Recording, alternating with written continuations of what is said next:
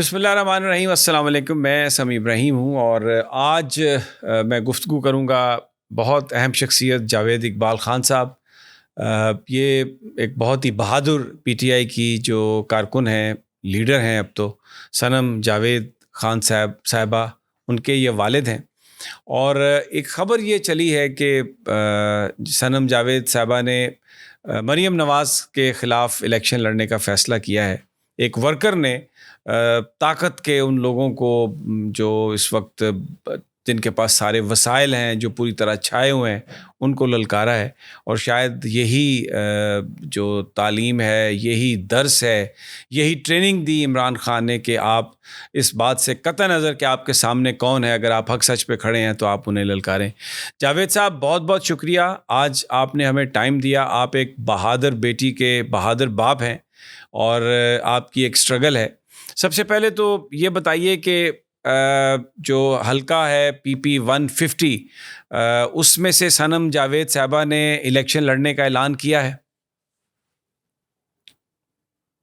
जी हाँ, ऐसा है कि आज से 4 दिन पहले मुझे क्योंकि मैं रेगुलरली 8 माह से उसके केसेस को देख रहा हूँ। अब उस पे 7 केसेस हैं। एक दफा उसको पहले डिटेन किया गया था, अब उसको दूसरे डिटेंशन ऑर्डर के तहत रखा हुआ है। तो जाहिर है सारे केसेस को मैं खुद ही लुक आफ्टर कर रहा हूँ उसके। तो मुझे आज से कोई 3 दिन पहले लाहौर की प्रेसिडेंट, पंजाब की जो प्रेसिडेंट है डॉक्टर यास्मीन राशिद साहिबा, उन्होंने बताया कि जी हमने सनम से बात कर ली है, जेल में उसने पीटीआई ज्वाइन कर ली है और वो उसको हमने ये फैसला किया है कि हम उसको पहले तो हम उसको रिजर्व सीट पे कर रहे हैं। तो जब हमने उसे रिजर्व सीट पे दिया तो फिर खान साहब की तरफ से ये ऑर्डर आया कि सनम जावेद जो इलेक्शन लड़ेंगी। मैंने सनम से बात कर ली है क्योंकि हमें तो उससे मिलने नहीं दिया जा रहा, नजरबंदी की वजह से हमारी उससे मुलाकात नहीं हो पा रही। तो मैंने उनसे कहा कि डॉक्टर साहिबा आप मेरे लिए क्योंकि आप मेरी पार्टी की साबका मेंबर भी रही हैं, पार्टी के हवाले से, पीपल्स पार्टी के हवाले से भी मैं आपकी बहुत ज्यादा इज्जत करता हूँ। आप मेरे लिए बहनों की तरह हैं। जो आप लोगों ने फैसला किया है, अगर सनम को उस पर एतराज नहीं है तो मुझे कोई एतराज नहीं है, क्योंकि ये डेमोक्रेसी है कि अगर वो चाहती है और उसको इलेक्शन लड़ना है तो ये मैटर नहीं करता कि उसके सामने कौन है। तो उन्होंने कहा कि नहीं जी, हमने खान साहब ने ये स्पेशल इंस्ट्रक्शन दिया है कि वो 150 से इलेक्शन लड़ेंगी। मैंने उनसे कहा कि जी मेरा रेजिडेंशियल एरिया वो नहीं है। मुझे उस एरिया की बारे में उसका वेयर अबाउट भी ज्यादा नहीं मालूम है। बट अगर आप लोगों ने ये फैसला किया है और सनम को एक्सेप्ट है तो मुझे कोई एतराज नहीं है। उन्होंने कहा आपको पता है वहां से कौन इलेक्शन लड़ रही है? मैंने कहा जी मुझे नहीं मालूम। उन्होंने कहा जी वहां से मरियम साहिबा इलेक्शन लड़ रही है। मैं क्या जी, अगर सनम को आपने ये बात बता दी है और सनम तैयार है तो उसका आपके साथ पीटीआई में आने का बुनियादी रीजन जो है वो भी मरियम ही है। उसने उसको इतना ज्यादा तंग किया और उसको इतनी ज्यादा 8 महीने से वो जो तकलीफ में है वो मरियम की विक्टिमाइजेशन की वजह से है। उसका ना 9 मई से कोई ताल्लुक है। 9 मई को जब वाकया हो जाता है तो 10 मई को जो पंजाब गवर्नमेंट है उसको एमपीओ के तहत नजरबंद करती है, किसी मुकदमे में उसे गिरफ्तार नहीं करती पहले, सिर्फ इसलिए कि वो सोशल मीडिया पे इमरान खान को सपोर्ट कर रही थी और वो उनकी आइडियोलॉजी को पसंद करती है। ये पाकिस्तान के जो 90% यूथ है वो ऐसा समझती है और वो उनको निजात दहिंदा समझती है। तो आप उनको गन पॉइंट्स पे तो नहीं उनके पॉइंट ऑफ व्यू से हटा सकते। तो मैंने उससे कहा कि मैं तुम्हारे साथ हूँ कि जो भी है, अब आपने अगर फैसला कर लिया उसने, तो मैं उसको पहले की तरह तौर बाप हर हर तरह सपोर्ट करूंगा। सपोर्ट। अच्छा, एक पूरा मरहला होता है, आपने नॉमिनेशन पेपर फाइल करने होते हैं, उनको लेना होता है, सिग्नेचर्स करवाने होते हैं। तो उस हवाले से आज आपके बताएंगे हमें क्या मसरूफियत रही, क्योंकि मुझे पता चला है कि आपने कोशिश की है नॉमिनेशन पेपर्स वगैरह की हासिल करने के लिए। तो कुछ बताइएगा आज क्या हुआ सारा दिन। मैं आपको बताता हूँ। मुझे आज जब मैंने नॉमिनेशन के पेपर लेने से पहले मुझे उससे पावर ऑफ अटॉर्नी साइन करवाना थी ताकि मैं उसके बिहाफ पे एक्ट कर सकूं। तो जाहिर है मैंने उसकी वालदा के नाम से पावर ऑफ अटॉर्नी बनवाई, क्योंकि मुझे और बहुत सारी एक्टिविटीज में देखना होता है। मैं अपने पीपल्स पार्टी के कैंडिडेट की भी कैंपेन चलाता हूँ अपने हल्के में। तो मैंने उसकी वालदा के लिए चाहा कि उसके लिए हम पावर ऑफ अटॉर्नी बनवा लें, ताकि वो उस इलेक्शन को मैनेज कर सकें, क्योंकि वो भी बुनियादी तौर पे पॉलिटिकल वर्कर हैं और वो 2 दफा खुद भी इलेक्शन लड़ चुकी हैं और एक दफा तो वो अनअपोज हुई हुई हैं। तो मैंने 16 तारीख से ये कोशिश शुरू की कि मैं पावर ऑफ अटॉर्नी साइन करवा लूं। 16 तारीख को हम सारा दिन एटीसी में रहे कि उसको लेके आएंगे, क्योंकि उसका सम्मन जारी हुआ था कोर्ट लाने का। इन्होंने 2 बजे तक उसको कोर्ट में पेश नहीं किया और हमें बाद में ये कहा गया कि उसको नहीं लाया जा रहा। तो हम घर आ गए। जैसे ही हम घर पहुंचे तो हमें पता चला कि जी सनम जावेद जो है उसको लेके आ रहे हैं और वो 10 मिनट में पहुंच जाएगी। तो हम फौरन घर से दोबारा भागे और कोर्ट पहुंचे गए और जाके जो हमने डॉक्यूमेंट तैयार करवाए हुए थे उसको लेके खड़े हो गए कि उसको बस वो जो प्रिजनर वैन है उससे उतारेंगे और उसको कोर्ट में पेश करेंगे, तो हम कोर्ट में साइन करवा लेंगे उससे। अच्छा। इन लोगों ने किया ये कि उसको जब इन्हें ये पता चला तो इन्होंने उसको उस प्रिजनर वैन से उतारा ही नहीं। और उस दिन जो एडमिनिस्ट्रेटिव जज हैं वो आई नहीं थी। वो जो दूसरे जज साहब हैं डॉक्टर अरशद परवेज साहब, वो उनको डेंगू था बेचारों को और वो अपनी जो ऑफिस टाइम था 9:30 3:30 तक उन्होंने अपने केसेस निपटाए। तो वो चले गए थे और ये उसके बाद उनको लेके आए। अब उसको लीगली इन्होंने उसकी जो कस्टडी है वो गैर कानूनी है, क्योंकि उसको किसी भी तरह इन्होंने कोर्ट से जस्टिफाई नहीं करवाया हुआ। इन्होंने उसको आधा घंटा वहां रखा और उसको कोर्ट जो प्रिजनर वैन है उसके नजदीक बाहर से उससे बाहर नहीं आने दिया। और हमने बार बार रिक्वेस्ट की कि इसको लेके आए नीचे, हमने कोर्ट में इनसे इससे डॉक्यूमेंट साइन कराने हैं। तो जैसे ही इन्होंने ये सुना तो उसको लेके वो वापस चले गए। अच्छा। फिर इतवार का दिन था, मैं पीर की सुबह में इमीडिएटली जो है जो पावर ऑफ अटॉर्नी है, स्पेशल पावर ऑफ अटॉर्नी लेके मैं जो जेल सुपरिटेंडेंट साहब हैं उनके पास गया, उनके ऑफिस गया, उनको भिजवाई कि जी ये मुझे साइन करवा के दें। उन्होंने 2 घंटे रखने के बाद मुझे वापस कर दी और ये कहा कि जी मैं साइन करवा के नहीं दे रहा, क्योंकि हमने पहले ऐसी कोई पावर ऑफ अटॉर्नी साइन नहीं की है। मैंने कहा जी ये वो आपके पास लीगल कस्टडी में है, आप लीगली बाउंड हैं कि मुझे ये करके दें और सारे कोर्ट्स के। उन्होंने कहा कि जी आप ऐसा करें, आप एटीसी कोर्ट से जाके इसकी हमें डायरेक्शन डलवा दें। अच्छा। मैं एटीसी कोर्ट में आया एडमिनिस्ट्रेटिव जज साहिबा के पास। उन्हें मैंने कहा कि जी सुपरिटेंडेंट साहब जो हैं ये जो मेरी पावर ऑफ अटॉर्नी है स्पेशल, इसको साइन नहीं करवा के दे रहे, तो काइंडली आप उनको इंस्ट्रक्शन जारी करें, क्योंकि वो आपकी कस्टडी में है, आपके ऑर्डर के ऊपर वो जुडिशियल कस्टडी में है। तो उन्होंने कहा नहीं ये तो मेरा काम ही नहीं है, ये तो सुपरिटेंडेंट साहब को खुद ही करके देने चाहिए, ये उनकी जिम्मेदारी है। मैंने कहा जी मैंने भी सुपरिटेंडेंट को यही मैसेज भिजवाया था, मगर अगर वो नहीं करके दे रही हैं तो वो तो मेन दरवाजे के अंदर बैठे हुए हैं, मैं तो उनके पास जा नहीं सकता हूँ, तो क्या करूं? आप ऑर्डर करें या उसको समन करके यहाँ बुलवा लें, क्योंकि वो 16 तारीख को उसको पेश करना था, उस दिन उसको पेश नहीं किया गया और आज के लिए उसके ऑर्डर थे, तो उसको बुलवाएं कि उसको पेश करें। तो उन्होंने कहा कि जी नहीं मैं नहीं बुलवा रही हूँ, तो आप ऐसा करें आप होम डिपार्टमेंट चले जाएं। अच्छा। मैं होम सेक्रेटरी साहब के पास चला गया, मैंने वहीं बैठ के दरखास्त लिखी। जब मैं पहुंचा तो मैं दरखास्त लिख रहा था तो मुझे पता चला कि जी होम सेक्रेटरी साहब चले गए हैं उठ के। तो अच्छा जी, मैंने फिर उनका जो स्टाफ था उसे कहा कि भाई आप मेरे साथ ये गलत कर रहे हैं, आप मुझे प्रॉपर तरीका बताएं। अगर आप उन्होंने कहा जी ये तो सुपरिटेंडेंट साहब ने करना है। मैं कहा जी ये तो एक लतीफा हो गया, आप मैं भी ये कह रहा हूँ कि सुपरिटेंडेंट ने करना है, जो एटीसी की एडमिनिस्ट्रेटिव जज हैं वो भी ये कह रही हैं, आप उसके बॉस हो इमीडिएट होम सेक्रेटरी साहब का ऑफिस जो है, आप भी मुझे ये कह रहे हो कि उसने करना है। तो भाई मैं इसीलिए आपके पास आया हूं कि वो नहीं कर रहा। तो उन्होंने कहा जी नहीं फिर आप ऐसा करें, हम आपको एडिशनल सेक्रेटरी प्रिजनर के पास भेज देते हैं। ये बात है कोई 1 बजे की या 1:30 बजे की। मैं 1:30 बजे एडिशनल सेक्रेटरी प्रिजनर्स के पास पहुंच गया, पता चला कि जी वो भी ऑफिस में नहीं है। नहीं। और वो तकरीबन बैठ जाएं आप। मैं बैठ गया, उनका जो स्टाफ था उसके पास बैठा रहा। 2 घंटे के बाद वो साहब तशरीफ लाए। तो मैंने उनसे कहा कि सर ये मुझे आप बराए मेहरबानी, सर तो मैंने नहीं कहा उनको, मैंने कहा काइंडली इसको मुझे ऑर्डर बताएं कि मुझे क्या करना है। उन्होंने कहा ये, उन्होंने भी वही कि ये तो सुप्रिटेंडेंट ने करना है। मैं कहा जी मैं जब वहां से चला हूं तो मुझे पता था ये सुप्रिटेंडेंट ने करना है। लेकिन वो नहीं कर रहा है और उन्होंने भेज दिया। ठीक। उन्होंने नहीं किया तो मैं आपके पास आ गया हूँ। कहते जी अच्छा मुझे मशवरा करने दें, मैंने क्या करना है। तो मैंने कहा जी आप 5 सवा 5 हो गए हैं, आप मुझे बताएं मैं क्या करूं। आप 15 मिनट इंतजार करें। मैं 15 मिनट इंतजार करता रहा।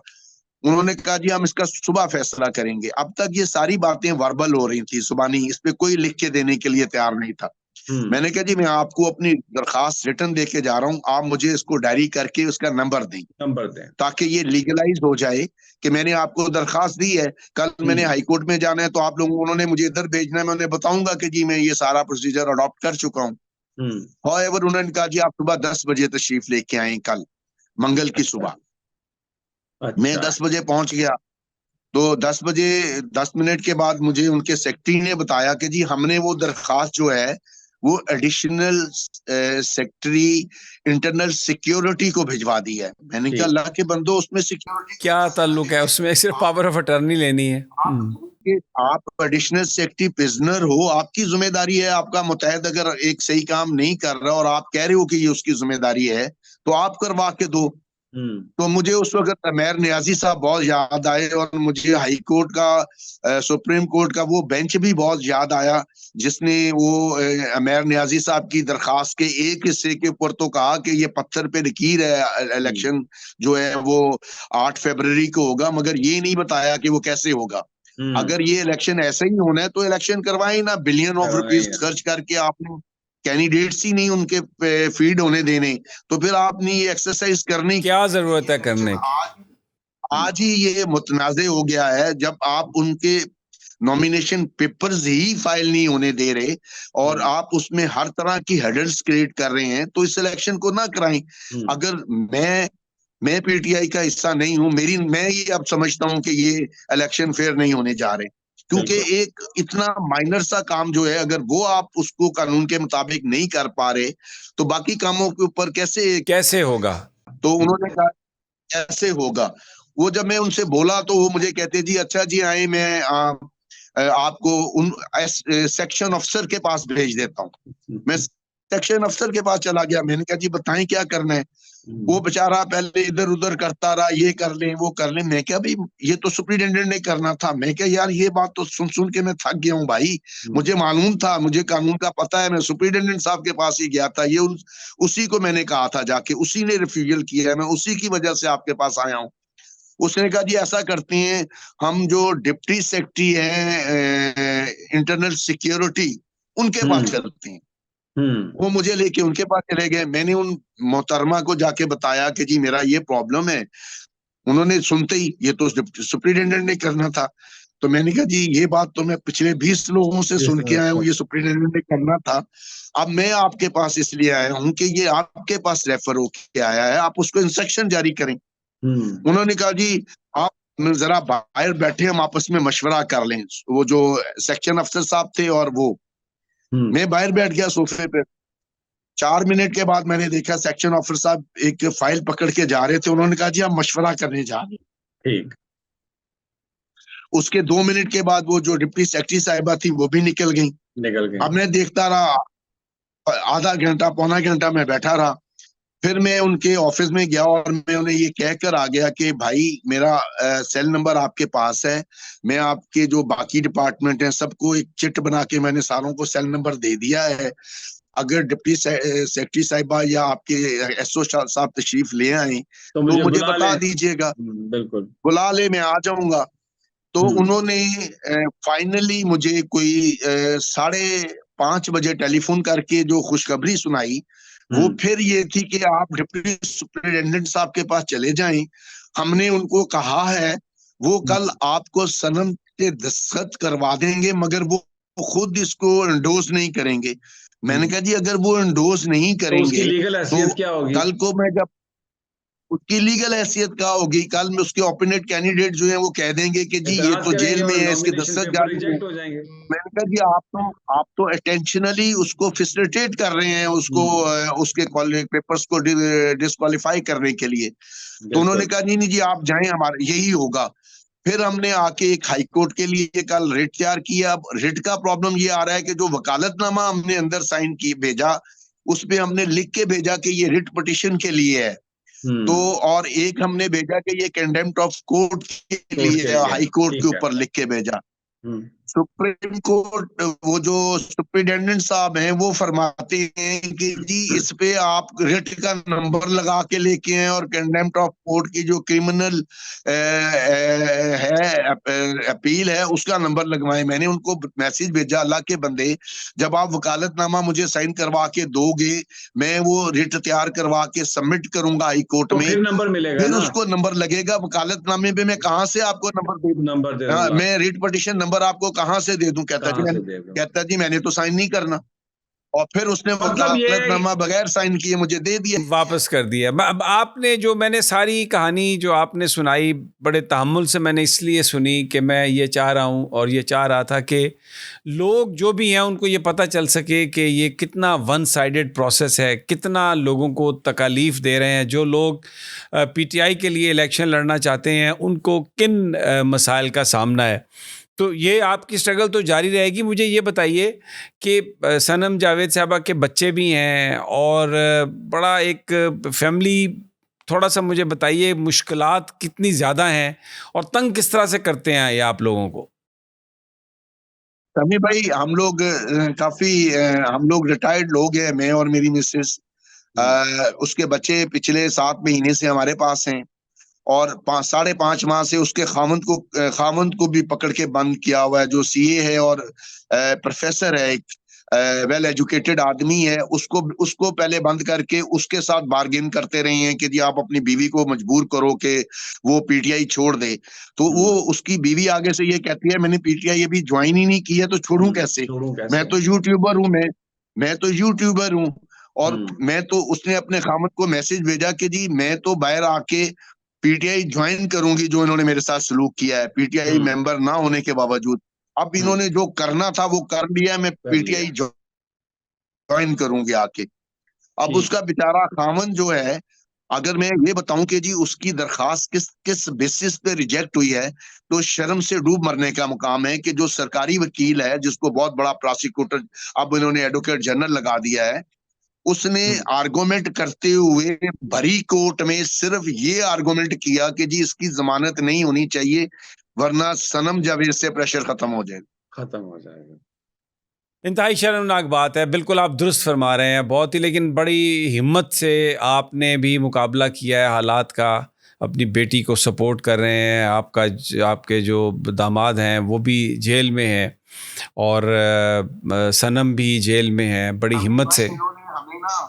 समी भाई इन्होंने हमें हर तरह टॉर्चर किया। They are trying to crush financially. हमारा बिजनेस इन्होंने बंद करवाया हुआ है, उसकी नौकरी का प्रॉब्लम हुआ है। जाहिर है वो स्केन कॉलेज में पढ़ाता है और उसमें वो एज ए प्रोफेसर पढ़ाता है। एक प्रोफेसर अगर 7 माह तक अपनी नौकरी पे नहीं जाएगा तो उसका क्या हाल करे होगा।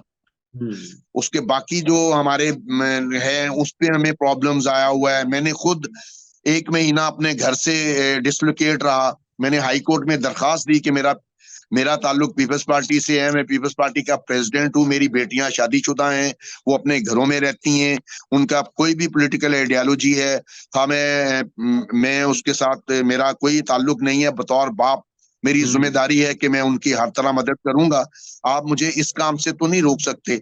ना मेरा 9 मई से कोई ताल्लुक है क्योंकि मेरा ताल्लुक ही नहीं है पीटीआई से, तो आप मुझे तो पकड़ के 9 मई में नहीं डाल सकते हो ना। तो वो बहरहाल वो हम बर्दाश्त कर रहे हैं सारा कुछ, हर तरह के प्रॉब्लम्स को। तो आप कोशिश जारी रखेंगे नॉमिनेशन पेपर लेने की और इलेक्शन लड़ने का इरादा पक्का है? 100। मेरी बेटी ने जितनी स्ट्रगल की है, जितना उसको मेंटल टॉर्चर किया गया, जितना हम लोगों को मेंटल टॉर्चर किया गया है, अब मैं तो एक बात का बिलीवर हूं कि ये सब कुछ मेरे अल्लाह की तरफ से आया। किसी इंसान में इतनी हिम्मत नहीं थी कि वो मुझे इस लेवल पे तंग कर सकता। अल्लाह मियाँ ने अगर मेरा इम्तहान लेने का फैसला किया है और मेरी बेटी को किसी काम के लिए मुंतखब किया तो मैं उसके साथ खड़ा हूँ। ज़बरदस्त जी। जावेद साहब, बहुत बहुत शुक्रिया आपका।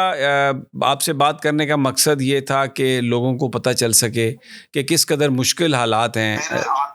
जी, मैं आपके चैनल के जरिए एक रिक्वेस्ट करना चाहता हूँ। जी जी जी मेरा काजी ईसा फाइज साहब के बारे में, उनके चीफ जस्टिस बनने से पहले के बारे में जो उनकी इंफॉर्मेशन थी, नॉलेज था मेरा, उसके मुताबिक ये था कि वो ह्यूमन राइट्स के बहुत बड़े हामी हैं और वो गैर जानिबदार रह के फैसले करेंगे। ये और जो कल जो फैसला मेयर नियाजी साहब की रिट पिटीशन पे मोअज़्ज़ज़ जज जस्टिस बाकर नचवी साहब ने किया था, वो 100% ठीक था। उसके एक जो पहलू है उस पे तो सुप्रीम कोर्ट ने एड्रेस किया कि पत्थर पे लकीर है, 8 मई को इलेक्शन, 8 फरवरी को इलेक्शन होने चाहिए।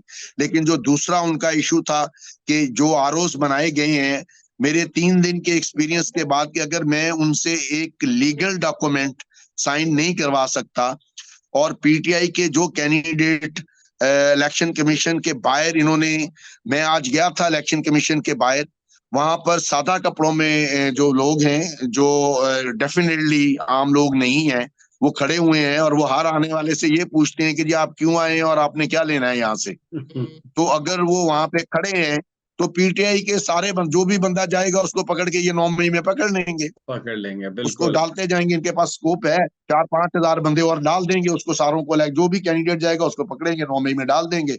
उसके बाद डिक्लेयर कर देंगे कि जी नून लीग जीत गई है।